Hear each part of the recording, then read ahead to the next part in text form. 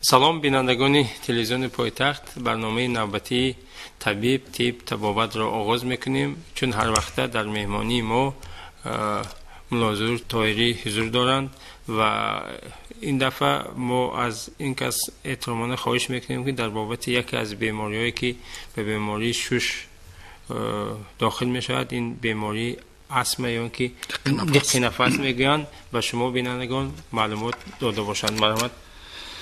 سلامت باشید. البته بیماری های دق نفس خاراکتری گوناگون دارند. سرچشمه بیماری ها گوناگون هستند. مثلا اعصاب عصب هم دق نفس می شود. آدم‌ها که در حالت آدمای استرس که میگن در حالت همون یک استرس پیدا داشتن تیز نفس میکشن، همون کسلای دق نفس برین در لپاشو کبود میشن. این حالت ها مثلا متد سخن درمانی گیپنوز خیلی خوب تاثیر میرساند. و دیگر از این که وقتی که همین برانخیت نفس تبابت نکردیم گزه شوشه با دق نفس گرفتار شده ممکن است. بعدم بعضی بیماری‌ها کرونیک میشن، در آن حالت با دق نفس گرفتار میشن.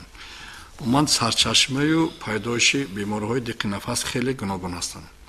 سالهای 77 81 وقتی که من در شعبه کورپوس ششم قره‌بالا شعبه بیماری‌های ششم بود کار میکردیم، یک واقعه میخواهم نقل کنم که یک بیمار بود از طرف قره‌طاق، یک الماسی حصار. وقتی که پریستوپ طولانی میشد همه دارو استفاده میبرید، مثلا اونجا گرمان‌ها استفاده میشن، ایوفیلین دیگر داروها. حالت بیمار خوب نمیشود و آسته میشد که آنها در یک دقیقه دوام یک چخلی که ما نورمال گفتیم 16 18 باشه دیگه 4 5 مرتبه نفس میکشن. خیش دبار جمع میشن میگن که این مرد، این اکن جوابتی تو ما گرفته میبریم. پیشتر مثلا هر یک بیماری که در دوره شوروی اگر وای میمرد میفهمید حتما برده چاک کرده سبب بیماری معاین میکردن از چی مرد بود. وقتی که ما صبح اومدیم در همون مجلس صبح گفتن که همین بیمار از ناحیه حصار وفات کرد، پدر خش تبارش گرفته رفتن. وقتی که اینا در بالای ماشینی گروزوای بود میگن پیشتر گرفته میبرند در دیه های کوهستان بالای ماشین میرود و حال نفس بود آسته آسته هم میبرند نکن میگن که شب مردم بیدار نکنن، گریه نکنن، قیقه نکنن گفته. خلاص که وای همه هوای تازه با نفس کشیده میرد الکی. بعد خانم میدارن که الکی لباش جنبش میدارد و آب میگود، آب میتین. از بین تخمینا یک دو سه ماه گذشت که یک وقت من در بازار پوتوفسکی دروندم که با همون بیمار هر سری چمک خواب میکرد، در همونجا من دیدم.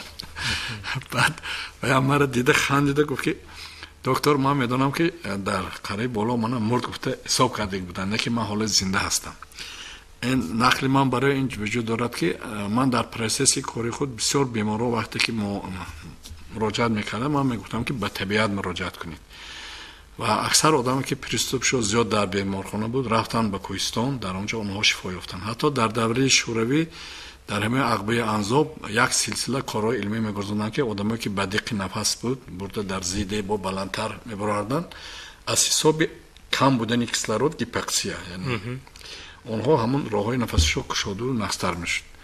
و از آن جمله در کورورت خواجه آب گرم مثلا حاضر در وزارت تندرستی اکتم با خواجه کار میکنن، کاری علمی آدم هم در همین یک جای ما کار میکردیم، یک حتی هم مقاله یک جای هم نوشتیم که همین بیماری‌های دق نفس آمده در خواجه آب گرم فقط با اصول همون آب درمانی باد و هوای تازه شفا یافته میرفتن.